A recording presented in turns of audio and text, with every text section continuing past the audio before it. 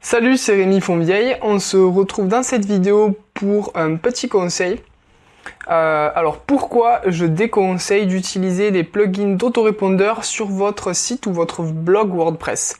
Tout simplement parce qu'en fait, plus vous allez utiliser de plugins, plus vous allez installer de plugins sur votre site, sur votre blog WordPress, plus vous allez piocher dans les ressources de votre serveur, plus vous allez ralentir votre site potentiellement.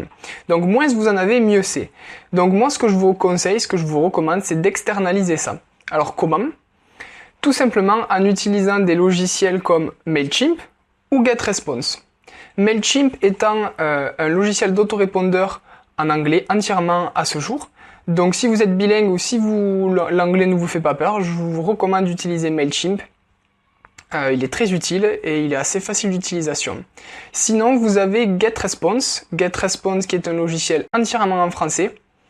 Et donc, par contre, il est payant, il est un tout petit peu plus cher, enfin, il est même beaucoup plus cher que Mailchimp, parce que Mailchimp démarre avec un plan gratuit.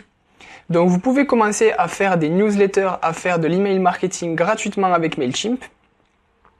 Et puis après, vous passez sur un plan payant. Donc, Mailchimp devient payant à partir de 2000 emails récupérés, je crois, de tête. Donc vous avez le temps de vous faire la main dessus, vous avez le temps de même gagner de l'argent grâce à l'email marketing, vous avez le temps de fidéliser vos visiteurs, etc. et vous rendre compte de la puissance de l'email marketing avec la version gratuite de Mailchimp et après partir sur un plan payant.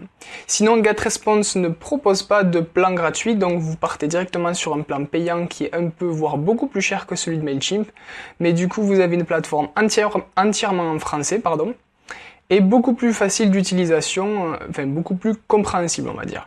Donc voilà, petit conseil, n'utilisez pas de plugin WordPress pour faire de l'autorépondeur, pour utiliser un autorépondeur, envoyer des newsletters ou faire de l'email marketing. Externalisez cette tâche, externalisez le plus de tâches possible d'ailleurs. Voilà, c'est tout pour cette vidéo, on se retrouve dans une prochaine vidéo.